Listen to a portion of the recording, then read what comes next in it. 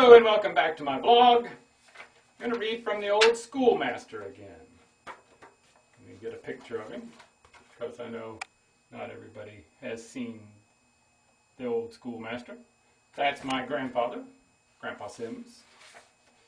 And here's a side of him that we rarely see.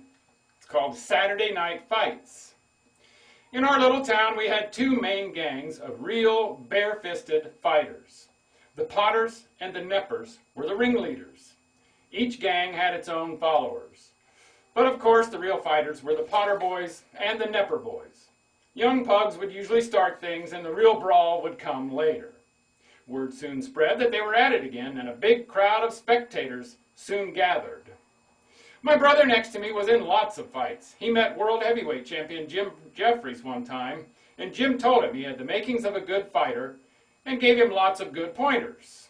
I remember the day Jim stopped at our house and visited for a long time. Usually when he and I went to an ice cream social or to camp meeting or even just to town on Saturday night, I just about knew he would scrape up a fight before the evening was over. He always insisted the other fellow started it, but I had other ideas. One Saturday night at the back end of the big general store where they stored salt barrels, some of us were sitting on the hitching rack and the salt barrels just having a good time doing nothing. All of a sudden my brother was taking the dare of another kid for a fight. I think it was a put-up job. The other fellow said something like, "So you're the pug who thinks he can fight, huh?" And whammy, they cut loose. My brother was getting the best of him when big brawny Jess Potter came along. He grabbed my brother by the throat and started to slap his face real hard. Out of the dark, behind the salt barrels, came big, brawny Frank Nepper. No one had seen any of the two gangs around all evening. Frank kept saying, "Don't hit him, Jess, don't hit him." But Jess kept right on slapping and shoving my brother around. Then Frank grabbed Jess, and they squared away. They were both big, broad-shouldered giants. I can still hear the sound of bare fists landing on chins, nose, face, or any other part of the body. Then more Potters came and more Neppers came. A big crowd of spectators gathered. They scattered salt barrels all over the sidewalk in the city park where a band concert was about to play the final number. The park was full of tables and chairs where the crowd had sat to eat watermelon and ice cream while they listened to the band. Tables and chairs were scattered like toothpicks. Every once in a while you could see a blood-spattered face in the turmoil. It looked like a big hunk of beef liver. Little fights started all over the place at the edge of the crowd like little whirlwinds at the edge of a tornado.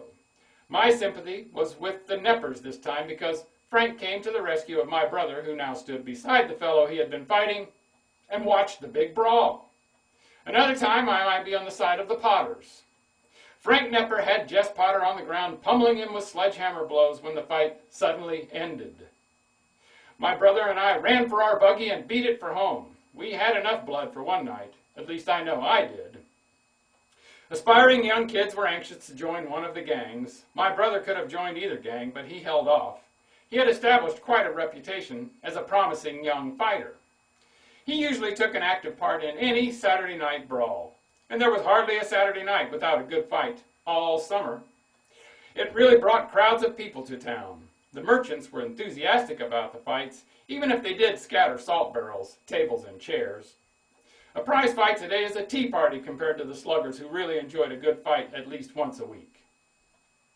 And that's the end of Grandpa Sims. Of course, he never said he got involved in the fights. Maybe he was just a spectator sitting on the salt barrels, and that was Saturday Night Fights. I hope you enjoyed it.